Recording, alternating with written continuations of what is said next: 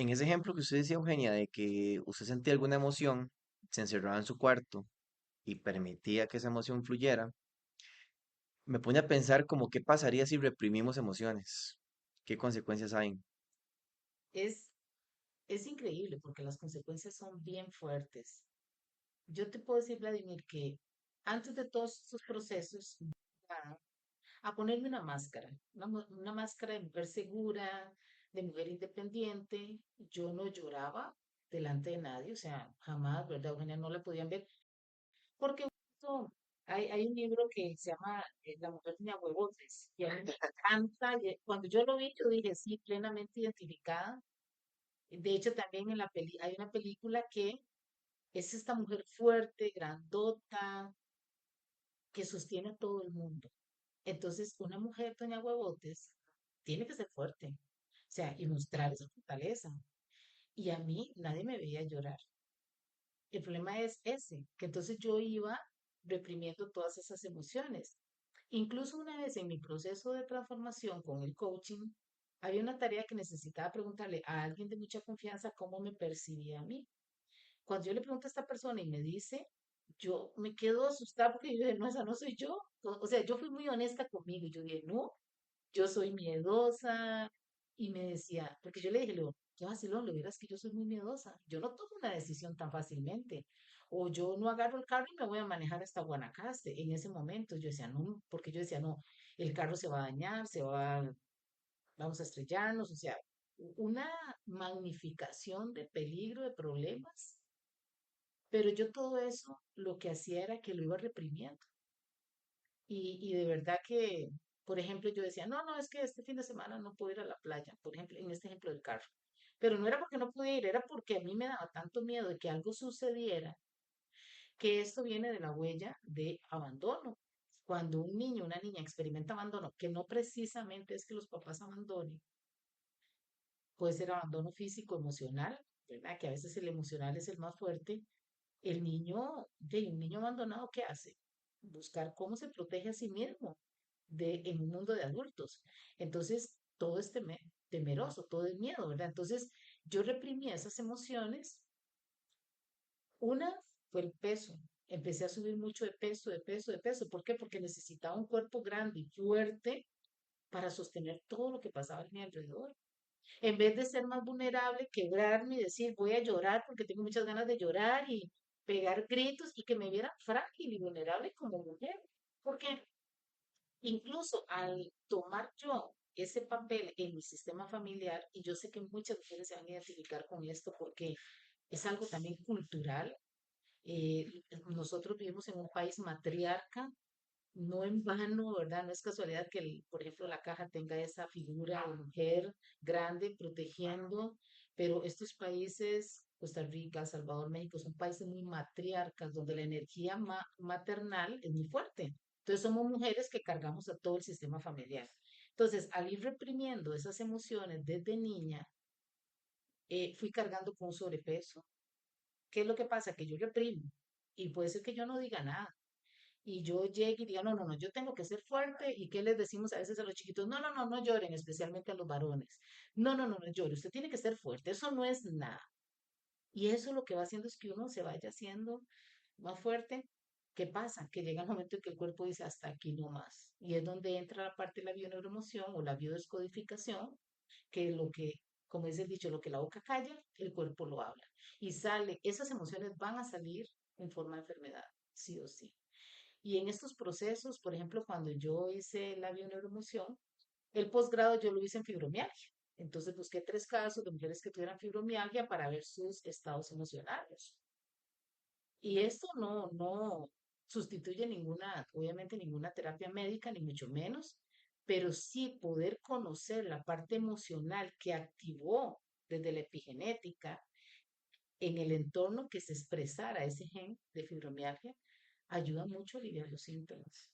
Y ya junto con la parte médica y sus tratamientos, yo, por ejemplo, digamos, sé de muchos casos que se han aliviado síntomas y hasta se han desaparecido. Por ejemplo, la tiroides. No tengo tiroides diagnosticada, pero era así interesante porque como yo sí he ido sacando ya más esas emociones, entonces es como, bueno, ya queda al descubierto y se empiezan a ver cositas. Y hace unos meses me hicieron un ultrasonido y vieron ahí como unos pequeños nódulos. Y se decía, mira qué interesante, pero eso es como ya cuando más bien se libera la emoción, porque en biodescodificación venimos a repetir historia o a reparar historia. Entonces, cuando ya estamos en reparación, a veces sale ahí como para que, ah, sí, mira, ahí está Eugenia acumulando todos sus sentimientos, todas sus emociones, todos sus miedos. O sea, yo decía, ¿cómo Eugenia va a decir que tiene miedo? Tiene que ser fuerte en el trabajo, con las personas. Entonces, el problema de reprimir nuestras emociones es que el cuerpo las va a sacar y las saca en forma de enfermedad. Yo creo que ahí es donde muchas veces las personas hacen un alto o la vida dice hasta aquí pare, pare para que mire hacia adentro, ¿verdad? Yo siempre les digo, es un viaje hacia adentro y es el viaje del héroe, porque verdad que hay que ser muy valientes para decir voy a entrar hacia adentro, dejar de ver hacia afuera, dejar de culpar a papá, a mamá, a la historia, a la vida, a la religión, todo, y decir, bueno, voy a hacerme responsable de esta historia, ¿qué es lo que puedo mirar hacia adentro? Porque ya no quiero que salga más en síntomas, en enfermedades, en incluso los temas de dinero, las deudas. La deuda física, digamos, es el símbolo de deuda que me tengo a mí misma. Por eso es que te digo, cuando uno reprime emociones de alguna manera, sean síntomas externos o síntomas biológicos, va a salir. En biodescodificación, que es un tema también muy extenso relacionado con la bioneuroemoción, es muy interesante ver cómo de verdad esa deuda externa es lo que yo me debo a mí misma, el descanso que me debo, el ponerme prioridad. En mi caso, mi prioridad era mi hijo, mi familia, la pareja, los compañeros, o sea, muchas personas hacia afuera. Pero Eugenia no descansaba, Eugenia no se daba su tiempo, Eugenia no se permitía decir, bueno, hoy quiero recibir chineos.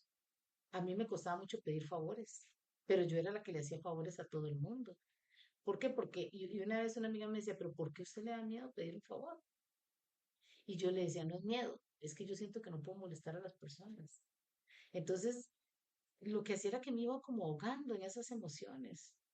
Y de verdad que llegó un momento en que yo dije, hasta aquí, o sea, gracias a Dios que me salieron las herramientas, porque si no, sí tuve temas de salud que empecé a entender de qué era que venía. Esto el sobrepeso, por ejemplo, la poliquistosis ovárica, fibromas en mama, algunos síntomas ahí que tuve que gracias a Dios nada así fuerte, pero ya con una conciencia diferente y pudiendo expresar esas emociones, sí, esto no me gusta, o sí, estoy triste, abrazo esta tristeza y empiezo a buscar la raíz y ya el síntoma va desapareciendo, pero sí es, o sea, guardarse esas emociones se las trae.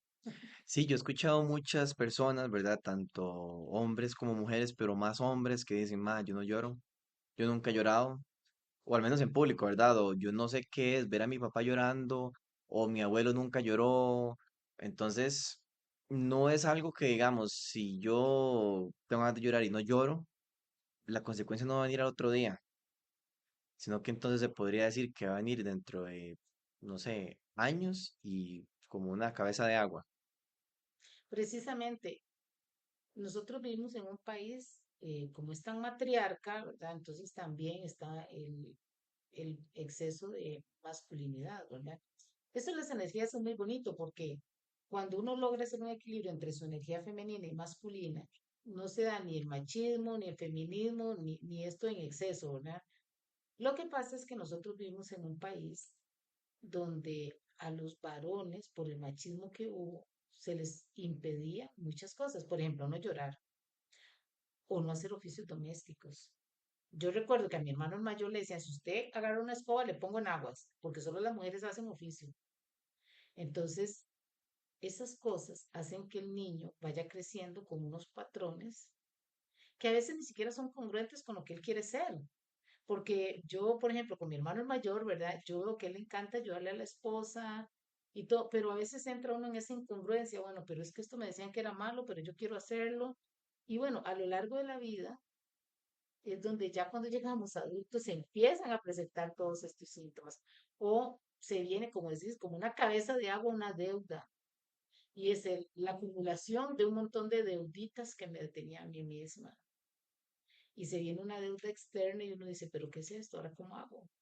O se viene un divorcio, o sea, se vienen cosas que son tan dolorosas que a veces lo que nos hacen es decir, pare y observe. ¿Y qué pasa, Vladimir? Que la vida te va a permitir ir viendo, ir viendo. Es una maestra, la vida es una maestra, ¿verdad? Y entonces le decís, bueno, voy a ponerle un examen suavecito. No estudió y no aprendió nada. Bueno, vamos a ponerle otro y así te va poniendo las lecciones más fuertes. Hasta que llega una en que es lo que decimos tocar fondo a veces en ciertas situaciones para decir hasta aquí. Ahora sí, mira hacia adentro y empieza a destruir lo que ha construido para reconstruirse nuevamente, que eso fue lo que a mí me pasó. O sea, empezar a destruir toda esa estructura y ya reconstruir una Eugenia diferente, una Eugenia más amorosa, más pacífica, más consciente de que yo no soy responsable de todo el mundo, que yo no puedo cargar todo mi sistema familiar. Y yo creo que lo más importante ha sido una de las emociones que más me ha beneficiado liberarme de la culpa. La culpa de querer que todos mis hermanos estén bien, que todos sus matrimonios sean exitosos, que todos mis sobrinos estudien, o sea, como querer ayudar tanto a todo el mundo que en mi caso era una emoción que yo reprimía y vieras que yo me sentía hasta mal porque yo decía, pero ¿por qué yo no puedo ayudar a que esta persona cambie? Era como esa responsabilidad hacia los demás y me esmeraba en hacer que, por ejemplo, con mis clientas, ¿verdad? Yo les decía, pero, o sea, que era como esa desesperación en ayudar. Y si algo no salía bien, yo me sentía muy culpable. Entonces, yo creo que el poder expresar, el poder ir liberando esas emociones, aparte de la salud, que se va dando un bienestar increíble, obviamente también dejo en paz a las demás personas, ¿verdad? Porque también era como muy controladora con esto de la familia, ¿verdad? De querer que todo el mundo estuviera bien. Entonces ahora digo, no, o sea, cada uno va a experimentar sus propias heridas, sus propias huellas, porque nosotros somos 7 hermanos y aunque son el mismo papá y la misma mamá, todos interpretamos diferente. Hace unos días hablaba con un hermano y yo decía, bueno, para mí mi mamá es esto y esto y esto. Él lo ve de otra manera, simple y sencillamente por el hecho de que somos género diferente. Las huellitas de infancia, estas heridas que yo te decía ahora al inicio, eh, la del abandono generalmente es el progenitor del sexo opuesto. No significa que sea una regla, pero entonces yo decía, bueno, qué interesante, obviamente mi hermano va a tener otras huellitas, no las mismas. Y estas huellitas de infancia, todas las tenemos. O sea, mentira que una persona diga, ah, no, yo no, yo ninguna. A veces es que no las vemos, Mm, no logramos conscientemente verlas, ¿verdad? A veces, bueno, llegamos a un proceso como este, pero a veces también la vida nos va poniendo las personas en las que espejeamos lo que nosotros no vemos conscientemente, que es la proyección que hacemos hacia los demás. Entonces yo creo que hay muchas formas de empezar a conocerse, sea por estas herramientas, sea porque la vida nos pone en situaciones difíciles, ¿verdad? Que a veces yo sí digo gracias a Dios porque a mí me lo diste de una forma muy bonita, ¿verdad? Llegó el coaching a mi vida. Incluso siempre he pensado que desde el momento en que estuve embarazada de mi hijo, ya ahí empezó sutilmente el proceso de transformación, porque cuando yo tuve a mi hijo, se dieron muchísimos cambios en mí. Al principio empecé a proyectar en él todo lo que no veía en mí, y era lo que te decía la proyección. No era consciente de eso hasta que llegaron las herramientas y ay, ahora sí entiendo. Cosas tan increíbles a veces, ¿verdad? Como decir, si yo tengo sobrepeso, mi hijo también tiene sobrepeso. Pero qué curioso, es que la huella de abandono que yo cargaba, él también la carga. Y no es casualidad que yo lo haya concebido y papá se haya ido. Entonces, seguimos repitiendo el mismo programa de abandono. Pero entonces cuando también me voy a la historia, digo yo, ah, mira, pero también mi abuelita tuvo una situación similar y ya entonces empieza uno a descubrir y uno dice, bueno, es mi responsabilidad cortar aquí esto. Ya, yo no puedo cambiar a mi ascendencia, pero a mi descendencia sí. Entonces, yo creo que el poder ir a estos procesos, aunque sea lento, aunque sea despacio, el aprender a no reprimir las emociones, nos va a dar un gran bienestar a lo largo. Así como duramos muchos años acumulando, yo a veces digo, bueno, si yo en 43 años acumulé estas creencias, y no las puedo resolver de un día para otro, ¿verdad? Pero también es interesante porque lo negativo es más fácil sostenerlo que lo positivo. Es más fácil sostener una creencia negativa que una creencia potenciadora. Y yo a veces digo, nosotros los seres humanos tenemos 60.000 pensamientos aproximadamente. 40.000 son negativos. Y 20, si acaso, o sea, si acaso 20, yo creo que llegará como a 10.000.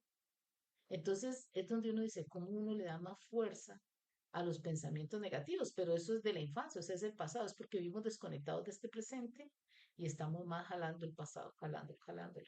Entonces, también yo he visto casos en que en una sesión de bioemoción, la persona hace un cambio de conciencia, un cambio de percepción y se le resuelve. Es que es como abrir un marco de posibilidades. Y yo, ay, mira, esto no lo había visto de esta manera.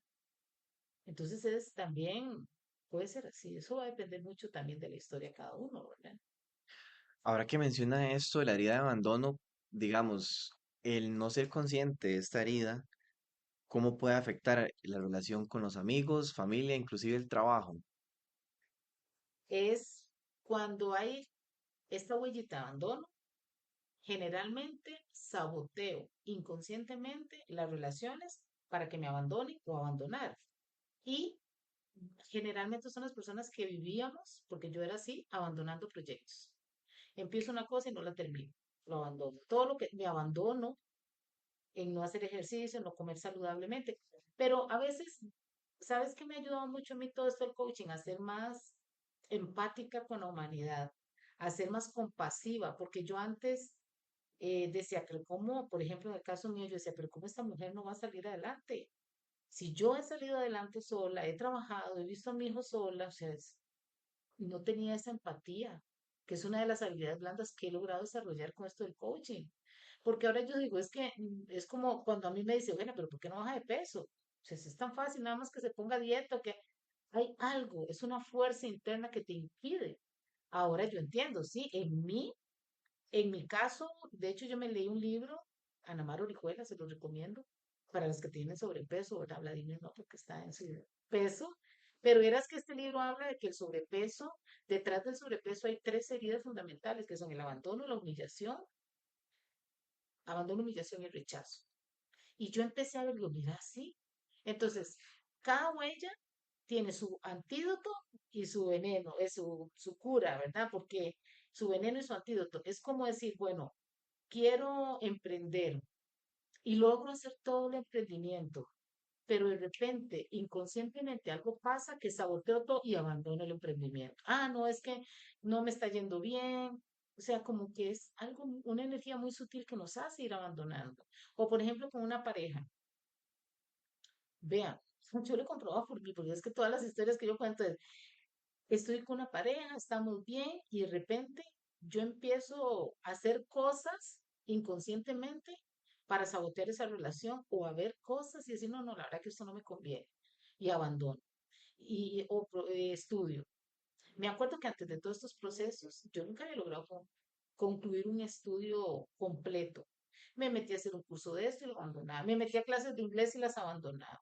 Ay, no, es que ya no pude pagar la mensualidad o no, me cambiaron de horario en el trabajo. O sea, cualquier excusa Mm. inconscientemente para abandonar. Y vieras que para mí sí fue muy impactante un día que yo dije, voy a mirar hacia adentro y dije, ¿de qué forma yo me he abandonado tanto? Porque la forma de revertir estas huellas es siendo la mamá y el papá que yo no tuve, es maternándome a mí misma. Es decir, yo, si tuve unos papás, yo ahora no juzgo a mis papás, yo digo, bueno, ellos eran dos adultos muy lastimados también por su infancia, trayendo hijos al mundo y tratando de ser padres, porque yo fui lo mismo para mi hijo. Yo me acuerdo que a mi hijo una vez me decía, mami, es que usted cuando se enojaba, usted no sabe la cara que usted me hacía, el miedo que yo le tenía. Y algo que yo, pues cuando puedo lo cuento porque para mí fue muy impactante un día que él me dijo, mami, es que yo le pedí a Dios que me cuidara porque yo pensaba que usted me iba a matar. Y yo le decía, ¿qué me va a decir usted eso si usted es lo que yo más amo en este mundo? Y él me decía, May, pero es que eso no era lo que usted hacía, o sea, usted se enojaba tanto conmigo y no me dejaba ni hablar. Y yo decía, qué interesante como este miedo de estas heriditas que yo tenía hacía que él me viera de una manera que iba a hacer reforzar las heridas que yo también tenía. Porque entonces él, mamá no me quiere, yo no soy suficiente para mamá, no merezco estar en esta vida, o incluso él tiende a rechazarse Mm, de la forma que yo también me rechazaba. Él tiende a abandonarse. Y yo decía, pero, y esto es lo interesante, yo decía, si yo cambio, yo sé que él va a cambiar. Yo me acuerdo de una cliente, una coachee, que ella es de mente muy científica. Entonces ella, cuando yo le decía esto, es que si usted cambia, todo su entorno cambia, ella me decía, Eugenia, vea, un día se enojó y me dice, hágame el favor, ya no me diga más eso porque no lo entiendo. ¿Cómo me va a decir usted a mí que si yo cambio, mis hijas van a cambiar? Entonces yo le decía, bueno, no me lo crea, experimentelo. Pero yo sí le garantizo que si yo cambio, si yo empiezo a trabajar en mí, mi entorno cambia, se ve beneficiado. Yo a mi hijo nunca le he llevado una terapia de estas. Yo a él nunca le he dicho, haga esto. Es curioso porque él me escucha cuando yo hago algún en vivo, cuando hago alguna charla o algo y él está cerca y él escucha, él ha ido aprendiendo. Pero yo creo que al poder sanar yo ese abandono, dejar de abandonarme tanto, él va viendo también el ejemplo y va sanando también en él eso. Y también para mí es más fácil decir o observar en él y hacerle una recomendación, porque yo digo, en esta vida yo ya no le doy consejos a nadie, porque al final los consejos son mi interpretación y tal vez es errónea, ¿verdad? O es mi punto de vista, pero yo digo, bueno, puedo hacerle una recomendación a mi hijo. Y sí, a decirle, bueno, si usted siente que hay algo que usted quiera sanar, pues ya usted sabe todo lo que yo he sanado. Si usted ve que va por la misma línea, pues nada más me dice y le buscamos a algún colega que le ayude. O mamá se pone en el papel de coach de él y le ayuda, ¿verdad? Pero cuando uno logra revertir este abandono, esta humillación, vea, y la humillación, por ejemplo, algo tan sutil que en mi caso yo me acuerdo cuando estaba en kinder, me pasó un accidente en el kinder y los compañeros se burlaban, son niños y los niños son así. Pero eso a mí me quedó tan marcado que yo no sabía que esa era la herida donde se abrió la herida de la humillación, la vergüenza. Entonces yo siempre trataba de pasar desapercibida. Entonces era muy seria, muy callada. Yo no me iba a reír escandalosamente, porque entonces, ¿qué va a hacer la gente? Buscar la atención en Eugenia. Entonces ve como algo tan insignificante en la niñez hace que toda una vida de adulto se distorsione. O por ejemplo las mamás cuando, ay, vieras que fulanito se orinó en los pantalones y todo el mundo se ríe y se lo cuenta a toda la familia y llega la abuela y se lo cuenta. Todo lo que ese niño está interpretando en ese momento hace que se abra esa heridita. Y sí, la herida se cierra y uno crece y se hace adulto, pero ahí está. Nada más que lo que hacemos es buscar una máscara para que la gente no se dé cuenta que yo tengo una herida. Ya cuando uno lo habla, ya cuando uno hace estos procesos, en mi caso yo digo, ya cuando he hablado tanto de eso, me es más fácil decir sí. Desde niña, hace unos días hablaba con mi hermano mayor y yo le decía, sí, yo me sentí abandonada por esta y esta situación. Entonces, cuando vos a la mente le haces consciente las cosas, pierde el poder que tiene. Y ahí es donde se van desvaneciendo estas creencias o estos pensamientos. Y al final yo digo, bueno, yo voy a ser para mí la mamá y el papá que yo puedo ser para una niña. Entonces empezar a darle a esa niña energéticamente la atención y dejar de esperar que mamá cambie. Porque a veces somos adultos y todavía estamos esperando que mamá nos reconozca. Yo, cuando hice la primera certificación, yo toda contenta de enseñarles el diploma y ni siquiera me dijeron nada. La niña, y lo que no reconocen todo el esfuerzo que hice, económico, de tiempo y todo. Y sí, me dolió, resentí. Hasta que un día fui consciente y yo, esto es mi niña. Entonces yo ahora la reconozco a ella y le hablo y le digo, mi amor, yo reconozco todo lo que usted ha hecho, lo valiente que ha sido, el esfuerzo que ha hecho. Y vieras que sí se siente esa tranquilidad, o sea, sí se tranquiliza y ahí es donde se va desvaneciendo. ¿Cómo qué técnicas se podrían utilizar para las personas que quisieran iniciar en el camino del autodescubrimiento? Yo creo que, bueno, lo primero es empezar a observar. O sea, obviamente si la persona quiere de una vez entrar con sesiones, pues sí, pero a veces es mejor ir observando, bueno, qué es lo que verdaderamente quiero, o qué expectativas tengo de estas herramientas. Entonces, para mí lo más importante es observar mi entorno, porque mi entorno me va a traer todas las respuestas.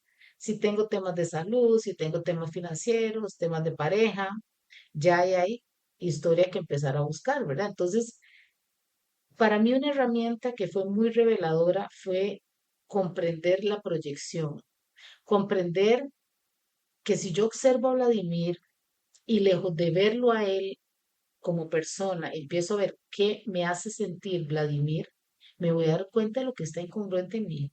Por ejemplo, si yo digo, bueno, voy a contarles de mi primera experiencia con la proyección y es una herramienta muy bonita porque es muy reveladora, pero bueno, lleva práctica, entrenarse en ella. Es que le decir, es muy fácil, pero no, porque lleva su práctica. Pero por ejemplo, cuando una de las primeras sesiones que yo hice para mí, estudiando con Alejandra Llamas, me acuerdo que una vez ella dijo, bueno, ¿quién se ofrece voluntario? Vamos a hacer un ejercicio de proyección. Eugenia, ¿verdad? Entonces ella me dice, bueno, dígame algo que a usted le moleste de una persona. Yo le dije, de mi hijo, ¿verdad? Porque ese ha sido mi mejor maestro. Entonces me dice, ¿qué te molesta de Esteban? Es que es muy desordenado. Voy a hacer una que es básica, ¿verdad? Es que es desordenado, ¿ok? ¿Qué es lo que te hace enojar, te enfada, te... Es que yo entro al cuarto, veo el cuarto de Esteban y es un desorden, ¿ok? ¿Qué te gustaría decirle a Esteban? De que sea más ordenado, ¿ok? Si pudieras darle un consejo a Esteban, ¿qué consejo le darías?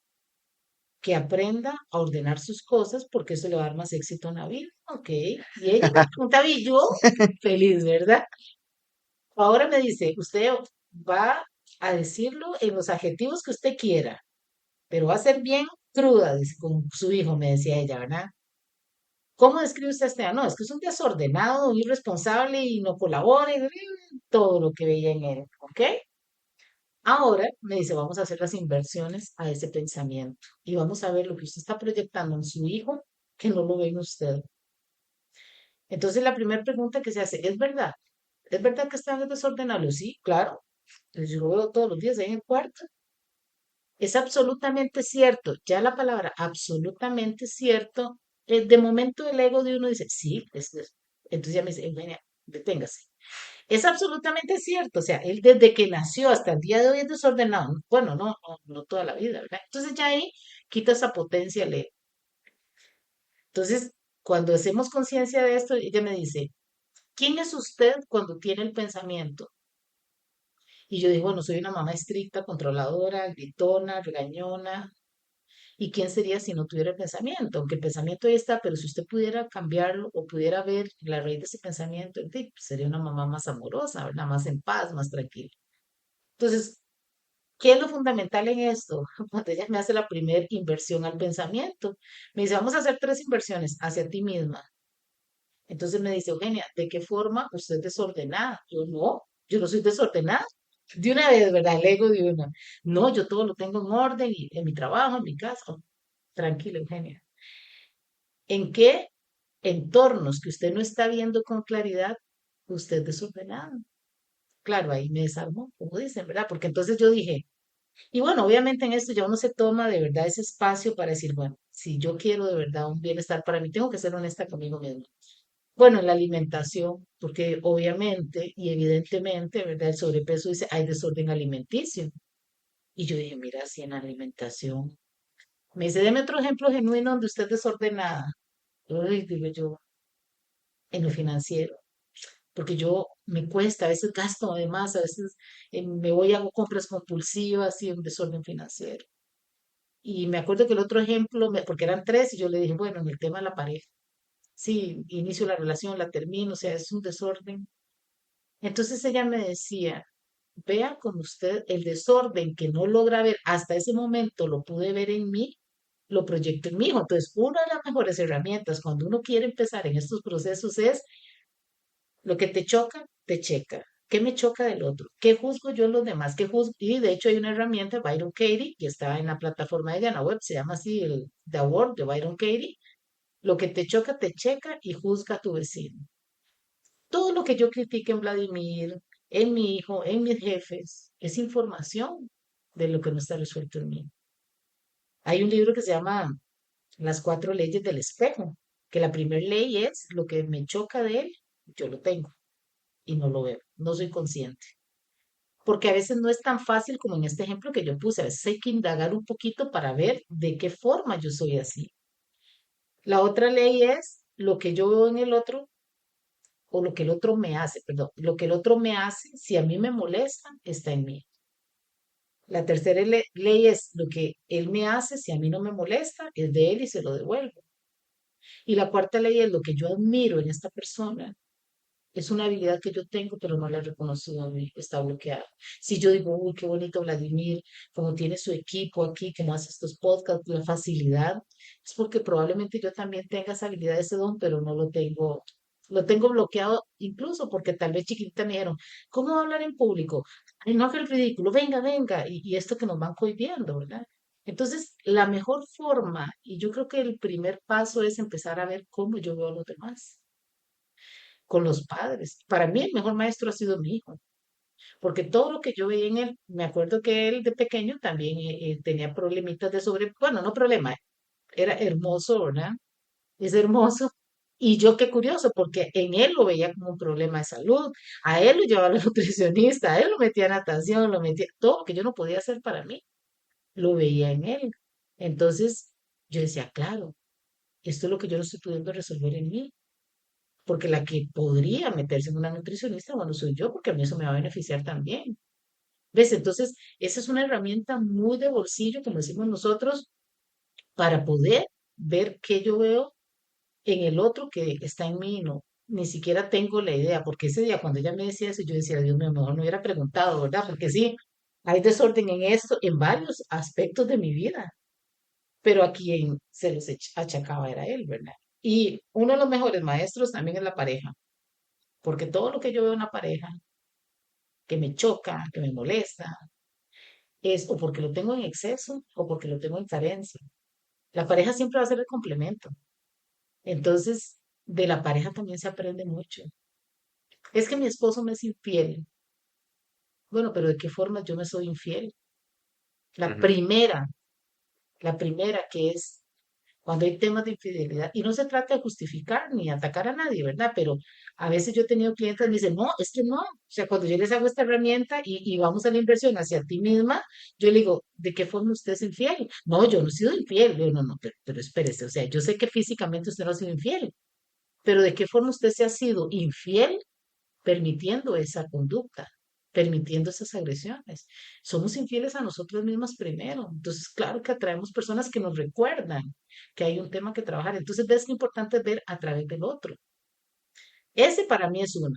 Y la segunda, que es también para mí la más importante, es observar los comportamientos o los patrones de una familia. Por ejemplo, en mi casa yo decía, mira qué interesante, yo soy técnica de laboratorio, mi mamá técnica de laboratorio. Un día entendí que era el trabajo que ella no pudo concluir, que me lo hereda a mí. Inconscientemente se llaman mandatos familiares, lealtades familiares, se toman y es si yo por ti hago lo mismo que tú. Hay familias donde todos son abogados, donde todos son médicos y habrá uno que otro que les apasiona, que de verdad lo hacen por vocación. La mayoría lo hacen, no saben ni por qué. Y es porque es un mandato del sistema familiar. Las plaquetas, voy a hacer como un resumen porque es un tema muy extenso. Las plaquetas representan la unión familiar, por eso las plaquetas en el sistema son las encargadas de, eh, se- eh, ellas se agrupan y cierran cuando hay una herida para que la sangre no, está en el proceso de coagulación. Entonces yo decía, ¿para qué yo trabajo con sangre? Claro, era porque yo era en mi sistema familiar la encargada de unir el sistema, de andar jalando a todo el mundo, de andar sosteniendo a todo el mundo. Ahora me doy cuenta de que sí, me gusta mi trabajo, pero no es lo que me encanta. Esto me encanta, hablar de coaching, de bioneuroemoción. Entonces yo dije, era una lealtad familiar. Entonces es también observar qué estoy repitiendo yo de mis familiares. La historia en la forma que yo concebía a mi hijo y el embarazo y toda su situación, su circunstancia, era igual a la de mi abuelita. Entonces yo dije, mira, en una lealtad a mi abuelita, que eso de las lealtades se da por la repetición del nombre, por repetición de fechas de nacimiento. Es muy interesante Ver, por ejemplo, en mi caso, que yo tengo el nombre igual a mi mamá, el de mi abuelita inicia con la misma letra, la E de Eugenia, por fechas de nacimiento, nosotros usamos una tabla donde se saca de quién soy doble en el sistema familiar, se hace un estudio largo transgeneracional y eso revela mucha información. ¿Por qué muchas mujeres en un sistema familiar no se casan? Es un mandato de que la mujer se queda soltera, sola. Entonces todas en esa línea van siguiendo ese mandato. Entonces es también observar eso, qué patrones estoy repitiendo yo de mi familia que en realidad no me encantan o no me llevan a la plenitud. Y bueno, obviamente es hacer trabajo interno para poder entregar todo eso. A veces, por ejemplo, en familias donde han habido asesinatos, abortos, excluidos, infidelidades, secretos familiares, que eso es muy común en la mayoría de las familias, el sistema los va a sacar por algún lado. Y hay algunos de de la descendencia que es el encargado de decir, bueno, yo aquí saco este secreto a la luz. O yo aquí repito la historia de mi abuelo para que mi abuelo sea reconocido. Por ejemplo, en mi caso, yo no conocía a mi abuelo materno y yo empecé a ver que habían excluidos en el sistema, hijos fuera de matrimonio, y esto lo que representa es como en la película Encanto, no sé si la has visto. Creo que no. Encanto es una constelación familiar. Yo se la recomiendo para que la vean con esta mirada, porque es una constelación familiar. De hecho, yo había hecho una masterclass de esa película con otra amiga que es consteladora familiar, Erika Alfonsi, y yo les decía, bueno, identifiquen en la película con quién hicieron clic. Por ejemplo, en esa película hay una mujer que es grandota que carga unos burros. Entonces yo decía, indudablemente yo me identifiqué con ella. Y entonces yo molesto a mis hermanos porque yo sí, eran tres burros de un lado y tres del otro, porque son seis. Entonces ellos gozan, pero era la fuerte, la que sostiene. Pero está Mirabel, que también, o sea, vieras qué interesante cómo uno se identifica con un personaje. Entonces ese día hicimos una dinámica, cada una se identificó con un personaje y pudo ver su lealtad al sistema familiar. Y después en esa película están los excluidos, ¿verdad? Hay un tío que fue como la vergüenza de la familia por algo que él hizo, entonces lo excluyen y él está escondido, pero el sistema va a buscar sacar esa información. Entonces ahí, bueno, la encargada de Mirabel, para no hacer más spoiler, porque la quiera ver, de sacar los excluidos del sistema, los no nacidos, los perpetradores, las víctimas, todos los sistemas familiares se repiten y ahí yo creo que hay que sanar a la familia de esa forma, ¿verdad? Sanándonos nosotros, dejando a cada quien con su historia, honrando a los ancestros de otra manera y no en ese amor ciego, porque al fin y al cabo es amor a nuestro sistema. Está el amor sabio y el amor ciego. El amor sabio es el que yo elijo lo que yo quiero y voy de frente a la vida. El amor ciego es el amor donde yo estoy vuelta hacia mi sistema, viendo mi sistema, sea para juzgarlo o sea para hacer lo mismo, y no estoy viviendo mi vida, estoy viviendo la vida de ellos. Por eso eso que te decía, familias donde todos son médicos o donde todos son abogados. Detrás de esas historias, entonces es observar esas cositas y ya uno dice, ah, bueno, aquí hay trabajo que hacer. Y Ujú. se sorprende uno de ver y dice, wow, qué. O sea, en mi caso yo digo, qué montón de historias he repetido yo. Y hay algo que insiste en constelaciones se llama las ovejas negras. Las ovejas negras en un sistema familiar somos las personas que nos encargamos de traer todo esto a la luz y de sanarlo para nuestra familia, ¿verdad? Para nuestra descendencia, porque estas historias dolorosas a veces se repiten hasta 5 generaciones. Y cuando, por ejemplo, casos de infidelidades, eh, yo lo que te decía ahora, he tratado de ser más empática en no hacer juicios. En el coaching nosotros decimos nada es bueno, nada es malo, todo es información para nuestro bienestar. ¿Por qué? Porque a veces uno dice, "Ah, es que ese hombre o esa mujer y que fue infiel y todo", pero uno no sabe la historia que viene de ellos. Yo conocí un testimonio de una clienta que ella había sido infiel a su esposo y ella sufría mucho porque ella lo amaba y decía, es que yo no sé en qué momento envolví en esta situación. Y resulta que era un mandato familiar de papá, yo por ti, y en honor a papá, porque el papá de ella había sido infiel a su madre, para que dejen de juzgar solo a papá y me juzguen también a mí. Papá, yo por ti, en un amor ciego a papá. Es interesante ese tema también. Entonces yo creo que observar todos esos patrones, esos comportamientos, nos va a dar mucha información y después, bueno, buscar las herramientas, las personas adecuadas. Yo siempre les digo, busquen un coach, un psicólogo, un terapeuta, o sea, la persona que sea, no importa, pero con quien uno resuene en esa confianza, de poder uno decir, bueno, aquí me abro al dolor a contar mi historia, que tal vez es dolorosa o es vergonzosa, pero es lo único que me va a dar la sanación, definitivamente. Muy bien, Eugenia, entonces, para ir cerrando, ¿qué consejos o recomendaciones le daría para las personas que nos están viendo o escuchando? Bueno, lo primero que yo les diría es que si están viendo este video, no es casualidad. O sea, la persona que esté escuchando, que haya, no sé, entrado a la página, que casualidad que andaba ahí navegando en redes y se lo encontró, es porque ya inconscientemente hay un llamado, porque nada en la vida es casualidad. Simple y sencillamente ya es como ese llamado a que hay algo en mí que yo puedo mejorar. Y yo, pues la recomendación, lejos de un consejo, ¿verdad? Es, se piense qué es lo que usted quiere para su vida. ¿Qué es lo que queremos? O sea, ¿para qué estamos en esta vida? A mí un día una persona, o sea, yo decía, qué doloroso, porque yo antes pensaba lo mismo, me decía, es que en este mundo venimos a sufrir. Y yo decía, no, Ujú, no precisamente. Sí, hay situaciones dolorosas, pero también son aprendizaje, porque a veces cuando esas situaciones llegan, no significa que porque uno esté en esos procesos no vaya a pasar nada, porque no, o sea, no estamos exentos de que vivamos situaciones dolorosas, pero sí las podemos gestionar de una mejor manera, de una manera más armónica, más pacífica.